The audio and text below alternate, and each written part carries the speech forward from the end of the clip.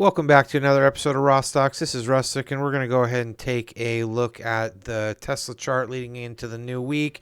We just came out of CPI, PPI, and options expiration, and ultimately it was a fairly decent week for Tesla. Wouldn't say it was a breakout week, but we did have that nice gap up on Monday. We had a slow grind up leading into the end of the week where we sold off a little bit on Friday. So looking at the daily chart here, I still have some of those levels that we've talked about in previous videos. We have the supply above. I don't have the demand shown because above demand is the 200 period moving average on the daily. So we'll just say that for now. We also have gap close listed, buy side liquidity. We have some unbalanced price ranges, sell side liquidity, and another fair value gap that's way down here near that recent swing low. I also have a trend line marked out here that we seem to be respecting for now. So let's go ahead and see if there's any indicators on where price might be heading this week. So again, last week we had that nice gap up. We closed all the way down here. We gapped up on Monday. We ran up. We delivered on liquidity. We talked about that. Right. The next day we had a red day, but we had a huge wick where price ran through this buy side all the way up almost to the gap open, sold off, left a huge wick, which left liquidity for short sells in that wick. So we talked about what that might mean, where we could see price run into this wick and take these orders, which are sitting in this wick, potentially for us to sell off further, or again, what the upside targets would be if we did head higher. So what we did do over that week is we saw that price ran up into the wick. We saw price take that wick by just a little bit, and then eventually on Friday sell off, and then rebound a little bit into close on Friday. So what does that mean? It just means we're sitting in the liquidity of this wick. It doesn't necessarily mean we're heading higher or lower. We do have some fair value gaps that are sitting around. We have a gap right here. This is a volume imbalance between this candle and this candle. Just a straight gap, right? There is a fair value gap from this wick to this wick that is not sitting here on the chart. But there is a fair value gap there, and so far price has shown the willingness to run away from it. We could see price come back down and test it and then head higher. We could see price come take it out, head lower. We have another fair value gap here. I'm going to go ahead and mark it. It's not on the indicator because the indicator shows that we traded through it, so it closed, but it technically is still open because no candle bodies have closed below the low. Okay, so we have this one. Go ahead and mark this one off too, even though it's not shown here. We have not come back down into this one. So price has shown a willingness last week to run off of that fair value gap that was late on Monday during that big gap up. Okay, again, we're sitting in liquidity. So where would we go if we headed higher, and where would we go if we headed lower? So I'm going to show you a couple different scenarios and what that could look like here. If we were to head lower, whether it was a gap up and head lower, and we fill the gap and head lower, or if we just head lower straight away. Let's just say we're heading lower. Where could that be? We got a trend line. We got a fair value gap right here. Okay, so somewhere along this, we could see price return there. If it happened in one day, could head down further. If it happened in 2 days, if it still respected that trend line, 3 days, right, we're just walking the trend line up the longer it takes to get there. But we could see it come down and test this fair value gap. If it did that, we could see price show a willingness to run back up into this 4-hour unbalanced price range, which would be into the gap open. We could see it run all the way into gap close, and above we got liquidity, buy side liquidity, and supply zone. So I'm not saying it's going to get up here, but let's say that it does have the potential that we could see it run up into these above targets on a daily chart, right? 4-hour unbalanced price range from this break of structure here.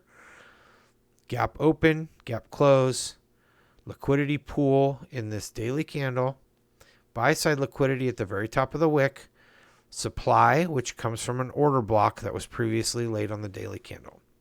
So those are some of the options and some of the things we're looking at if we start to head higher and we have the trend line that's supporting it. We're also going to watch that trend line because where are we going to go if we're heading lower? Okay, that could happen right away. if we were to test this trend line and break below it into the fair value gap, right, we could see the trend line retested, and then we could head down into this fair value gap, potentially taking sell side liquidity, right? And if we really wanted to get going, we could come even further down into this fair value gap. Eventually, we would intersect the 200 period moving average, which could act as a support if we were to get heading in that direction. But what is stopping us from heading down that far that fast? Okay, so some of the things that are acting as support right now is this fair value gap and this fair value gap. What else is acting as support is this point of control, which is this red line here, which is on the volume profile, which we see there's a large amount of volume here at this 256 range. This 256 up to 259, down to 253. So all in this area, we have a lot of volume. We also have, at that same point, the 50 period moving average, okay, which would also act as support if we came down, which is more or less flat at this point on the daily chart. We also have the 20 period that's heading up. It's about to cross through. If we continue to stay above leading into next week, we're going to see this 20 period cross over the 50.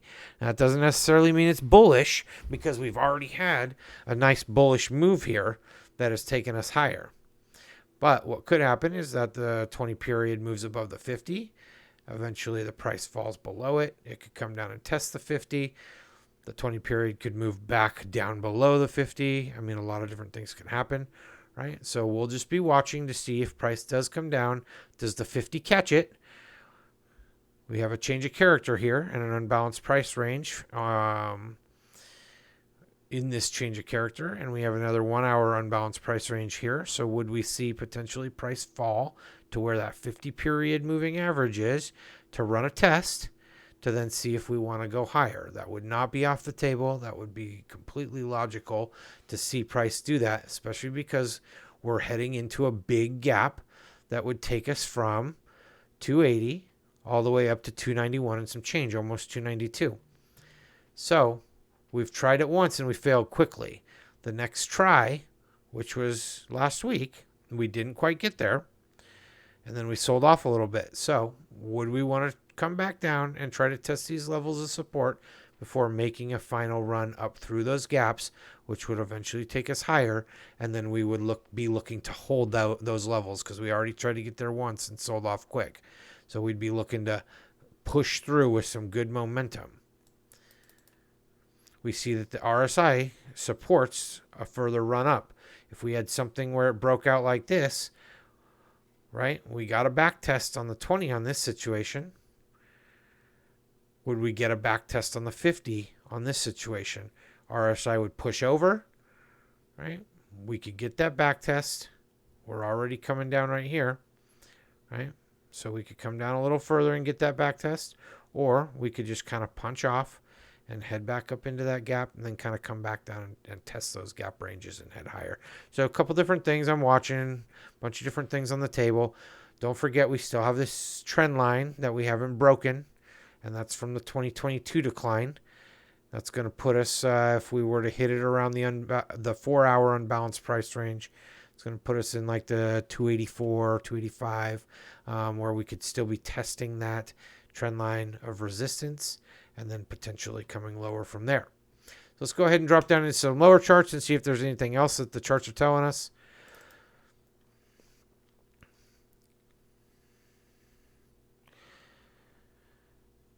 So we're barely holding above the 20 period on the 1 hour chart. After we gapped over it, we've held it ever since. We got the 50 that's coming up, right? So unless we gap up, we could come down and test that 50. Again, that would support the coming back down into these unbalanced price ranges. Could we come back down, test it, and run? We have a lot of volume here on the 1 hour chart in the volume profile here, which would support, again, potentially, holding this and heading up. If we were to start to fall, where could we fall based on the volume profile? It also matches some of the other levels we have. Well, it's pretty thin throughout this section, which is also over here, kind of through part of the gap. So what we could see is if we started to fall below this volume, we could go down to that 5-minute unbalanced price range, down to the unbalanced price range here that also is a 4-hour fair value gap consequent encroachment, potentially all the way down to the 1-hour balanced price range, which would be a breakdown of this trend line that we have. Could be a false break and a pop, could come down all the way further and test the 20-period moving average. So we'll be watching this fair value gap with these levels, these different moving averages, some of the volume profiles on the different charts. See what the RSI is telling us here is that we've topped. We're starting to set some negative divergence, right? We got this guy going here, but we have a higher high being set here. Something I want to bring your attention to is that we have lower high, higher high, right? We could see a lower high here, set up a potential little head and shoulders flush, which would take us down into this fair value gap, potentially down into this fair value gap. So we'll be watching where price opens, if we're going to open higher than the highs from last week, or if we're going to end up opening lower, and then see if we want to push up or if we want to fall from that point. Let's go ahead and look at the 15-minute chart. It's going to tell us something similar, right? This is the price action from last week. We had that gap, right? Same kind of deal. We got another fair value gap here.